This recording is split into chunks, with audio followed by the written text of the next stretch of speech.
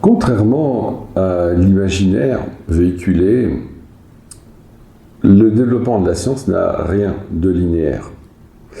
Il a fallu attendre plus de 2000 ans pour que, depuis l'époque d'Aristarque de Samos, on finisse par se rendre compte que peut-être que c'est bien les planètes qui tournent autour du Soleil.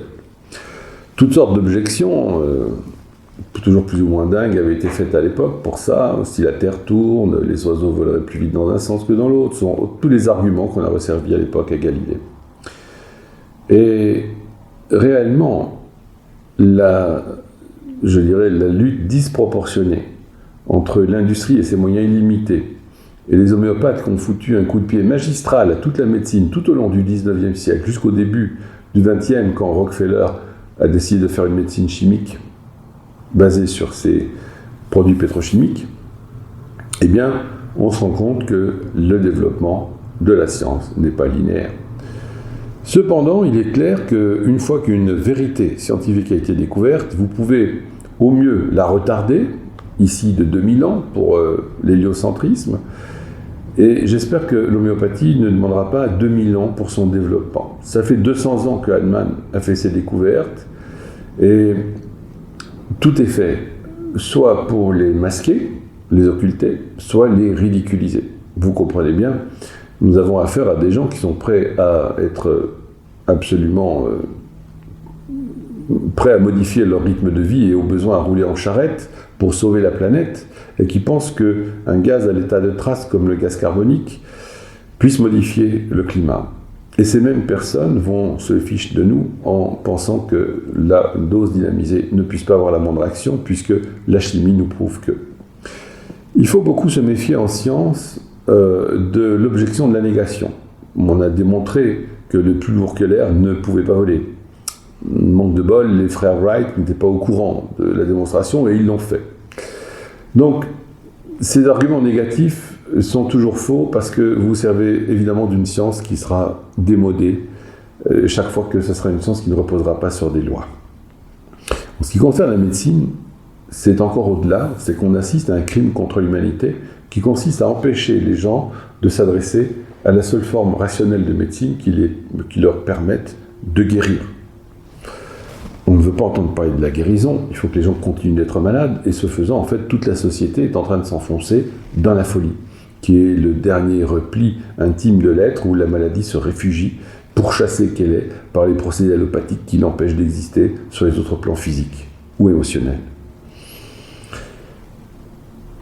C'est pour ça que quelqu'un qui ose maintenant remettre en cause tout ça, à la suite de Hahnemann, quelqu'un qui ose dire tout haut ce que tout le monde cherche à oublier ou à masquer ne peut pas être bien perçu. Et je ne cherche pas une seule seconde à être bien perçu.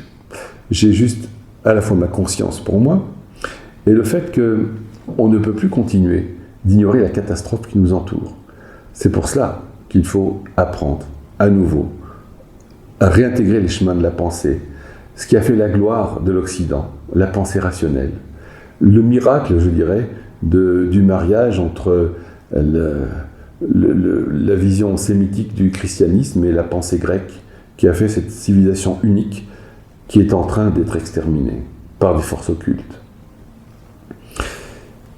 Aujourd'hui, la médecine est devenue un ramassis de dogmes, un ramassis d'opinions personnelles, d'ego, de réunions de consensus, toutes plus ou moins pourries par la corruption ambiante.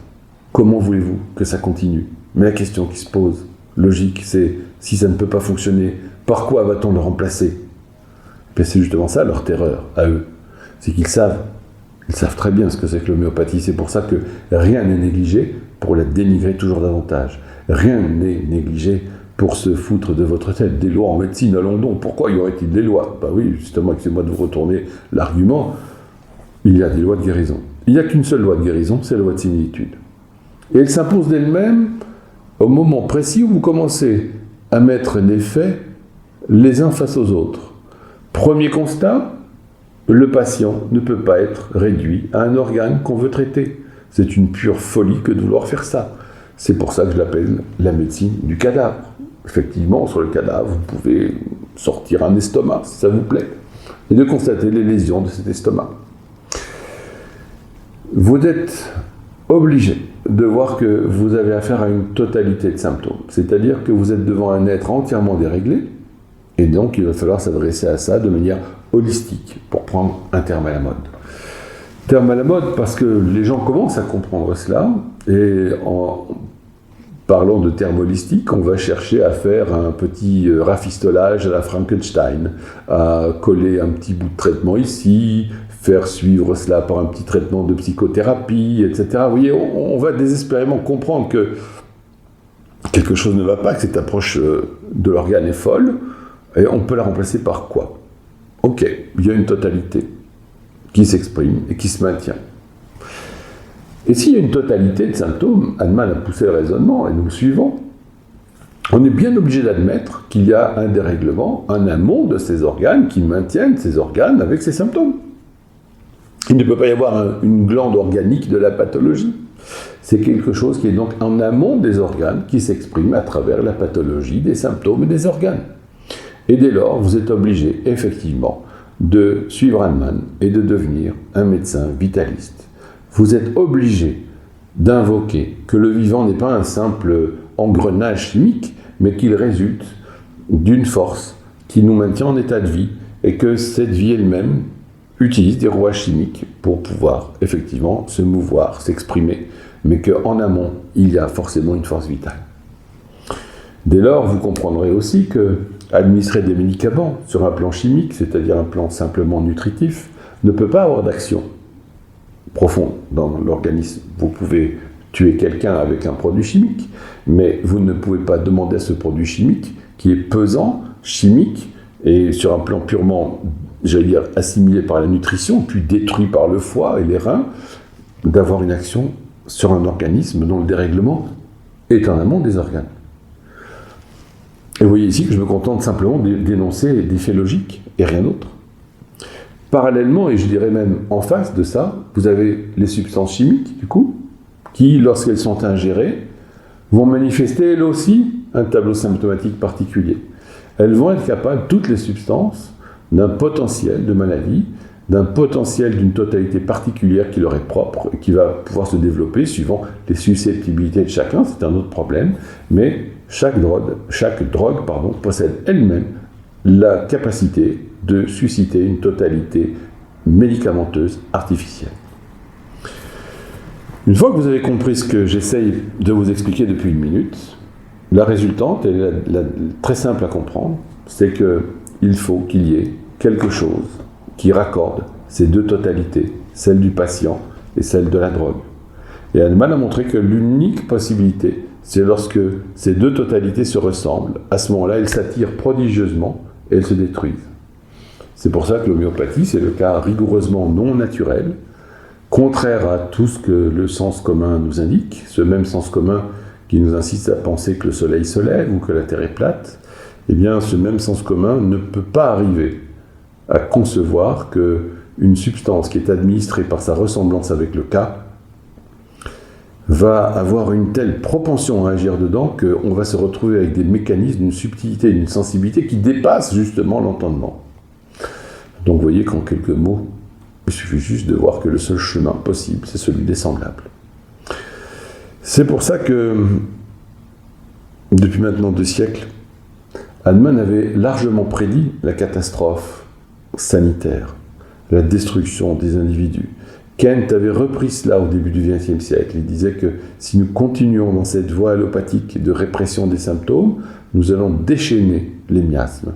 Et l'un des premiers symptômes physiques, ça a été la flambée des cas de cancer avec le début du XXe siècle.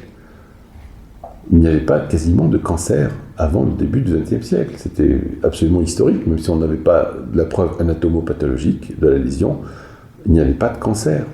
Et vous pourrez, et ce n'est pas des raretés, trouver des livres du début du XXe siècle, de médecins allopathes, qui développent le thème que dans leur clientèle, seuls les gens vaccinés développent des cancers. Et quand vous étudiez l'homéopathie, vous pouvez comprendre les raisons de cela. C'est un autre sujet.